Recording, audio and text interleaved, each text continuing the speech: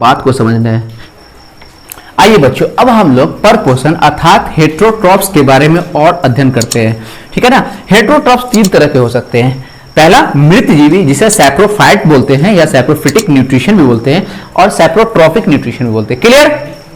दूसरा परजीवी, जिसे पैरासिटिक न्यूट्रिशन भी बोलते हैं, और तीसरा प्राणिसम अर्थात होलोजोइक न्यूट्रिशन। बारी बारी से हम लोग तीनों के बारे में पढ़ेंगे। और हाँ, तीनों बहुत इंपॉर्टेंट है, तीनों से अलग अलग प्रकार के क्वेश्चन आते हैं। तो हम लोग यहाँ पे ये भी देखेंगे कि किस प्रकार से किस टॉपिक से क्वेश्चन पूछे जाते हैं। ठीक है, ओके। आइए ध्यान दीजिए और गौर से समझते हैं। देखिए, मृतजीवी पोषण, इसलिए बोल रहा हूं कि इंग्लिश टर्म को समझना। सैप्रोफिटिक, आपको कहीं भी सैप्रोज वर्ड दिखाई दे ना बच्चों, तो उसका मतलब क्या होता है? सड़ा गला, मरा हुआ। ठीक है। और फाइटिक का मतलब प्लांट्स। क्लियर। तो यहीं से हम लोग डिफाइन कर सकते हैं कि पोषण की ऐसी विधि जिसमें कोई जीव सड़े गले, ठीक है ना, जीव जंतु या पेड़ पौधों के अंशों से अपना भोजन प्राप्त करता है, उसे क्या बोलते हैं? मृतजीवी पोषण। क्लियर। कोई कंफ्यूजन? इनके नाम में इनका राज छिपा हुआ है। ठीक है।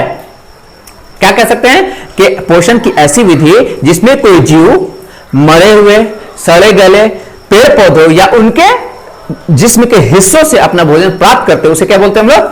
सैप्रोफिटिक या मृतजीवी पोषण। क्लियर। एग्जांपल के लिए कवक, बैक्टीरिया, प्रोटोजोआ इत्यादि।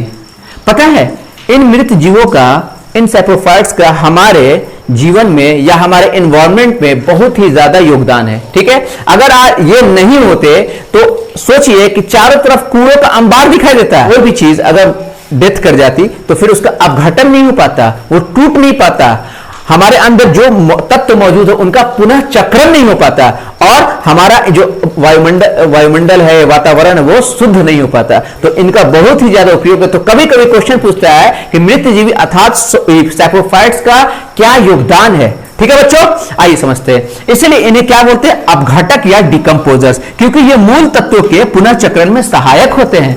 कोई कंफ्यूजन बच्चों? यहां तक बात समझ में आ रही है? मजा आ रहा है? मैंने बोला था ना कि ये सेशन आपका शानदार होगा। और हाँ, बायोलॉजी, केमिस्ट्री, फिजिक्स, मैथ आप बहुत आसानी से सीख सकेंगे, बल्कि आप सीख रहे होंगे। ठीक है, ओके। आइए इधर ध्यान देते हैं। यहां तक कोई कंफ्यूजन? अब आइए बच्चों, अब हम लोग सेकेंड टाइप यानी परजीवी पोषण अर्थात पैरासिटिक न्यूट्रिशन के बारे में समझते हैं। इसे जानना बहुत जरूरी है, क्योंकि मनुष्य में और पेड़ पौधों में ज्यादातर जो बीमारी, स्पेशली मनुष्य में ज्यादातर जो बीमारी होती है, इन्हीं की वजह से होती है। ठीक है, पैरासाइट जिन्हें बोलते हैं। यहाँ पे दो तरह के जीव पाए जाते हैं, एक होगा परजीवी, दूसरा होगा पोषी, होस्ट। तो पहले इन दोनों को जानना बहुत जरूरी है। आइए बात करते हैं परजीवी की। ठीक है। ये अधिकांशतः छोटे होते हैं और जो दूसरे शरीर पर रहकर, गौर से सुनिएगा, जो दूसरे के शरीर पर रहकर पोषण और साथ साथ स्थान या फिर आप बोल सकते हैं आश्रय, ठीक है ना, हासिल करते हैं। ओके, रह भी रहा है यानी कि उसको आश्रय मिल गया और उसी से पोषण भी ले रहा है। देख रहे हो ना कितना बदमाशी कर रहा है। ठीक है, ये कभी कभी फायदेमंद होते हैं, कभी कभी नुकसानदेह होते हैं। ठीक है। परजीवी क्या करते हैं? दूसरे के शरीर पर रहकर, ऐसे जीव जो दूसरे के शरीर पर रहकर भोजन और आश्रय ग्रहण करते हैं, उसे क्या कहते हैं? पैरासाइट या परजीवी। कोई कंफ्यूजन? यहां तक बात समझ में आ गई? अब आप लोग नोटिस करने। दूसरा क्या है? पोषी, होस्ट, वो जीव जिस पर पैरासाइट रहता है और पोषण ग्रहण करता है और भोजन प्राप्त करता है, वो जीव। क्लियर, उसे क्या कहते हैं? होस्ट या फिर पोषी। कोई कंफ्यूजन? जैसे एक एग्जांपल लेते हैं, हम लोग के सर के ऊपर जो जू है, जिसे लीस भी बोलते हैं, लीस जो हो गई, छोटा हो गया, तो वो हम लोग ऊपर रह रहा है, तो वो हो गया परजीवी, पैरासाइट। और हम लोग के ऊपर रहकर वो क्या करता है? पोषण भी ग्रहण कर रहा है, खून के रूप में, ब्लड के रूप में, और रह भी रहा है, तो हम लोग क्या होते हैं? पोषी। यहां तक किसी को कोई कंफ्यूजन? ठीक है, तो हम लोग कह सकते हैं कि परजीवी पोषण ऐसा पोषण है जिसमें कोई एक जीव दूसरे जीव पर रहकर उससे पोषण और आश्रय ग्रहण करता है और बदले में उसे ज्यादातर नुकसान ही पहुंचाता है। जैसे हम बोल सकते हैं गोल कृमि, हुकवर्म, टेपवर्म, ये सब कीड़ों की या फिर वर्म्स के टाइप्स है। ठीक है, एंट अमीबा हिस्टोलिटिका, मलेरिया परजीवी। ठीक है, और एक पेड़ होता है इसका नाम अमरबेल है, वो दूसरे पेड़ पर रहकर उससे भोजन और आश्रय ग्रहण करता है। ये सारे किस चीज के टाइप से? पैरासिटिक न्यूट्रिशन के। कोई कंफ्यूजन? इससे क्वेश्चन बहुत ज्यादा पूछा जाता है, दे देगा इनमें से कौन पैरासाइट्स है या फिर पैरासिटिक न्यूट्रिशन का कौन सा एग्जाम्पल है। अमरबेल अक्सर दिया रहता है, जिसे कसकटा बोलते हैं, या पीचर प्लांट भी एक तरीके का टाइप है आपको परजीवी। कोई दिक्कत?